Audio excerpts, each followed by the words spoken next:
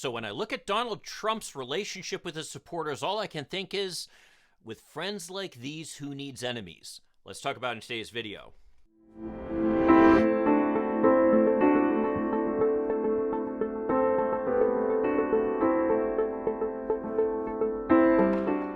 Hi, I'm Mike Greiner. I'm a lifelong Democratic activist who's concerned about the direction our country is taking. I'm also a lawyer and an academic, and I'm here to help you stand up to the BS of the MAGA crowd. So the big news this week was of Senator Mike Lee, supposedly a constitutional conservative who supports our system. In fact, he's made a big deal out of the fact that he puts our Constitution above all other things, and that he, as a senator from Utah, where Donald Trump was frankly not as well respected as he was in a lot of other Republican states, and where his fellow Senator Mitt Romney has certainly made a name for himself as being one of the thorns in the Republican sides, that he was in fact furiously texting back and forth with Mark Meadows on January 6th and on the days before, trying to find a way to install Donald Trump back into the presidency despite the fact that he lost the election. Now let's be clear about this. Donald Trump lost by a lot. He lost by millions and millions of votes. He also, when you look at the Electoral College, lost by a lot.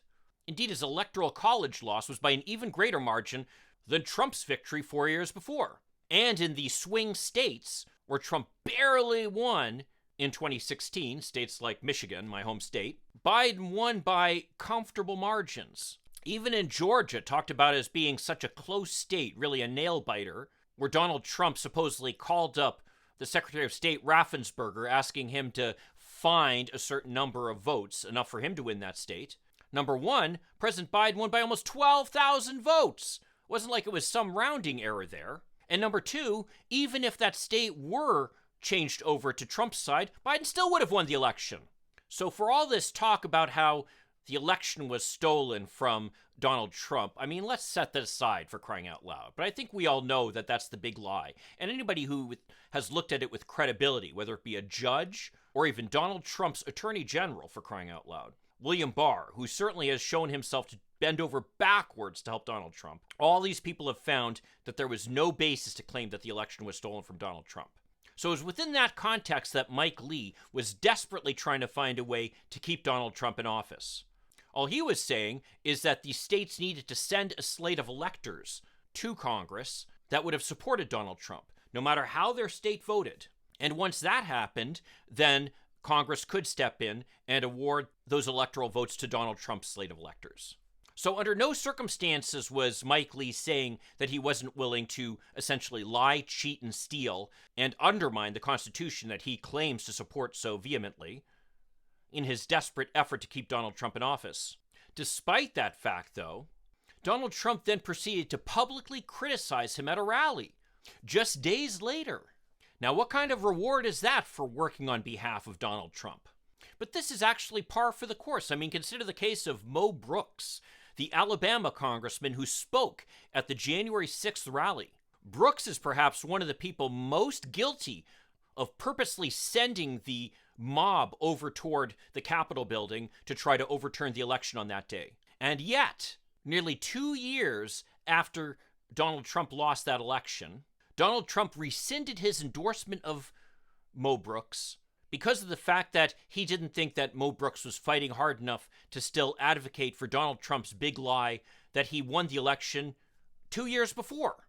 Mo Brooks never backed away from his support of Donald Trump in the big lie. In fact, quite the opposite. He just said that now Republicans needed to focus on the next election rather than spending all their time relitigating the last election. That statement, though, was enough for Donald Trump to throw Mo Brooks under the bus. So this is a pattern with Donald Trump, and we've seen it again and again and again. Donald Trump only worries about one person, himself, and trying to support him. He talks about loyalty, but trying to support him does not mean you're going to get any loyalty back, that's for sure. No, he doesn't want true loyalty. True loyalty is where people work together to try to help each other. He wants lackeys who are going to lay themselves down on the ground that he can walk all over them. I mean, the ultimate lackey, of course, is Ivanka Trump, who just testified before the committee investigating the January 6th insurrection. And in fact, Liz Cheney, a Republican, said that her testimony was very damning towards her father. Well, that only makes me think How long will it be until Donald Trump throws his beloved daughter under the bus? I think that's only a matter of time now. We'll wait and see. But if there's anything that's inevitable, it's that anybody who gets in the way of Donald Trump, no matter how little they get in his way, even by the smallest amount, he will attack them to within an inch of their lives. There's absolutely no sense of perspective by this person, not even for people he cares deeply about. Well, speaking of Donald Trump's big supporters, check out how the business community has backed away from their commitment to hold the supporters of the January 6th insurrection accountable. I have a video on that right here you should check out. I'll see you then. In the meantime, let's hope for continued progress. Thank you.